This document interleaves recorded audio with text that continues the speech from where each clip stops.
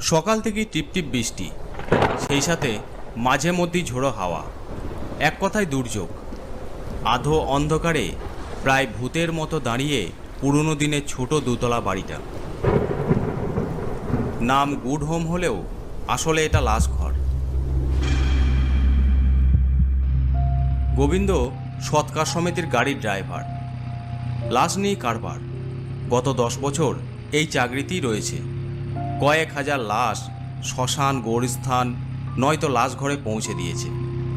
রাত দুপুরে বেরোতে হয় হামেশাই, কিন্তু কোনোটাই এই গুড হোমের মতো নয়। জরুরি তলব পেয়ে গোবিন্দ যখন হসপিটাল থেকে লাশ নিয়ে এই বাড়িতে পৌঁছালো, রাত তখন প্রায় 1:30।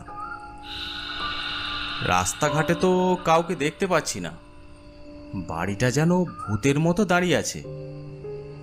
দরজার একপাশে ছোট করে লেখা গুড হোম। সামান্য ইতস্তত করে কলিং বেল বাজালো। কি ব্যাপার, কলিং বেলের কোনো আওয়াজ শুনতে পাওয়া গেল না কেন? বেল খারাপ নাকি? আর একবার দেখি।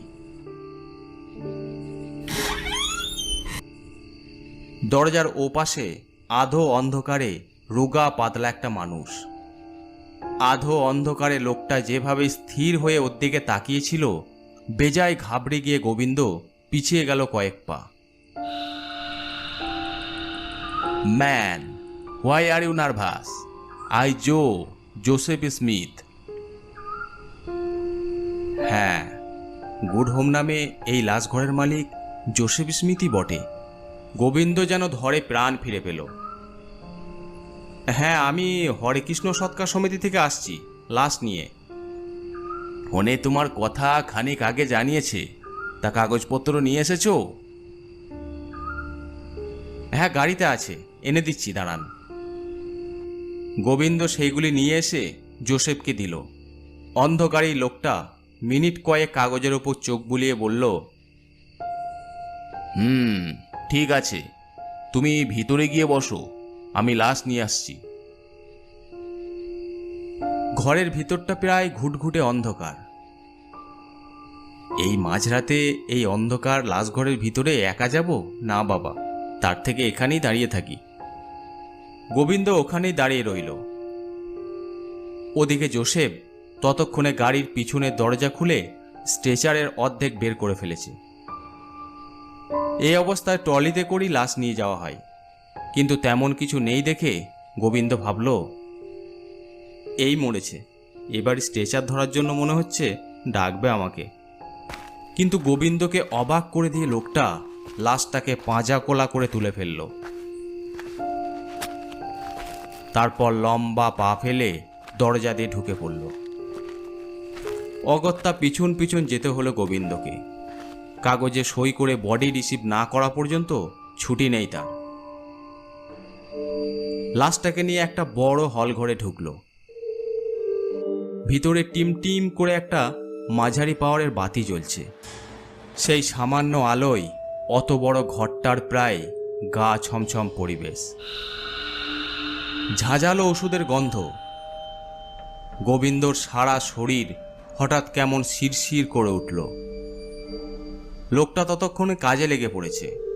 ঘরের মাঝে বড় একটা টেবিলে লাশটা রেখে টর্চের আলোয় চোখের পাতা উল্টে তীক্ষ্ণ দৃষ্টিতে দেখছে। না, হাসপাতাল পার্টির কাছে যত্নেই ছিল দেখছি। দিন চারেক ভালোই থাকবে। এখন একটু বসো বাপু, ড্রয়ারে ঢুকিয়েই ছেড়ে দিচ্ছি তোমাকে। নতুন লাশের ব্যাপারে বুড়ো যে বেজায় খুঁতখুঁতে, গোবিন্দ তা আগেই শুনেছিল। বলল, আচ্ছা ঠিক আছে। কিন্তু সেই একটু সময় যে কতক্ষণ তা একেবারেই আঁচ করতে পারেনি গোবিন্দ। হাড়ে হাড়ে মালুম পেল তারপর। ঘরের এক পাশে দেওয়াল জুড়ে প্রমাণ সাইজে সারি সারি ড্রয়ার। প্রতিটির সামনে একটা করে কার্ড ঝুলছে। সেই কার্ডের ভিতরে ঢুকানো লাশের বিবরণ লেখা। লোকটি টেবিলে লাশটা ফাঁকা একটা ড্রয়ারে ঢুকিয়ে দিল। তারপর একটা লেবেল ঝুলিয়ে দিল। এরপর কাগজে সই করল। সই করা কাগজ ফিরে পেতে এক মুহূর্ত দেরি করেনি গোবিন্দ। তাড়াতাড়ি গাড়িতে উঠে পড়ে। উফ, ওই ভয়ানক ঘরের ভিতর দম বন্ধ হয়ে আসছিল। এইসব ছেড়ে দিয়ে অন্য কাজের ব্যবস্থা করতে হবে। কিন্তু বিকল্প কাজের ব্যবস্থা আর হয়ে ওঠে না। গুড হোম নামে এই লাশ ঘরে আগে বেশি কাজ পড়তো না, মাসে এক আধবার। তবু সেই আশঙ্কায় ছিটিয়ে থাকতো গোবিন্দ। ইদানিং প্রায় আসতে হচ্ছে। আসলে দিনকাল পাল্টে গেছে। দিনের মধ্যে সৎকার আজকাল অনেক ক্ষেত্রেই হয় না। ছেলেমেয়েরা বাইরে থাকে, বিদেশ হলে তো কথাই নেই, আসতে 3-4 দিন লেগে যায়।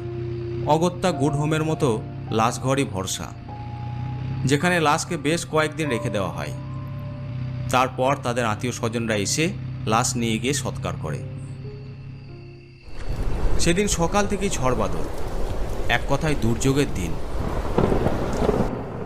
উফ, যাক বাবা, আজ সারাদিন কোনো ডাক আসেনি, বাঁচা গেল। কিন্তু ঠিক সন্ধ্যের মুখেই বেজে উঠল ফোন।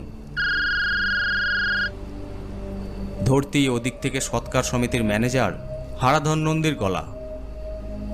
গোবিন্দ, লাশ আনতে হবে কল্যাণীর ওইদিকে একটা হাসপাতাল থেকে। শুনেই প্রায় গলা শুকিয়ে গেল গোবিন্দর। এই সন্ধেই গ্যারেজ থেকে গাড়ি বের করে অত দূর পৌঁছাতে সময় লাগবে যথেষ্ট। তারপর লাশ নিয়ে ফিরতেও সময় কম লাগবে না। বলল, আজকে রাতটা বাদ দিলে হয় না হারাধনদা? এই জলকাদার পথ, কথা দিচ্ছি কাল ভোরেই বের হয়ে পড়ব। খেপেছিস? একই দিন চারেকের পুরনো বডি, ছেলে আমেরিকায় থাকে, কথা ছিল আগামীকাল এসে পড়বে। বডি তাই হাসপাতালে রাখা ছিল, কিন্তু ছেলে খবর পাঠিয়েছে কোনো এক গন্ডগোল হওয়ায় তার আসতে আরও দিন চারেক লাগবে। এদিকে আর এক বিপত্তি, যে হাসপাতালে বডি ছিল তাদের মেশিনে গন্ডগোল, জানিয়ে দিয়েছে বডি তারা আর একদিনও রাখতে পারবে না। দেরি না করে রওনা হয়ে পড়। বাড়ির লোকজন কেউ থাকবে তো দাদা? বাড়ির লোকজন? বৃদ্ধাশ্রমের পার্টি, বাড়ির লোক পাবি কোথায়? অসুস্থ হয়ে পড়তে তারা হাসপাতালে ভর্তি করে খালাস। এখন দায় আমাদের। বাড়ির লোক নেই মানে পুরো দায়িত্ব আমার ওপর। উফ, আর দেরি করে লাভ নেই, বেরিয়ে পড়ি। এই ঝড় জলে রাতেও বডি নিয়ে রাত 8:30টার মধ্যেই পৌঁছে গেল গুড হোমের দরজায়। বৃষ্টির বেগ একটু কমেছে। না, দেরি করলে হবে না। গাড়ি থেকে নেমে গোবিন্দ দরজার বেল টিপল।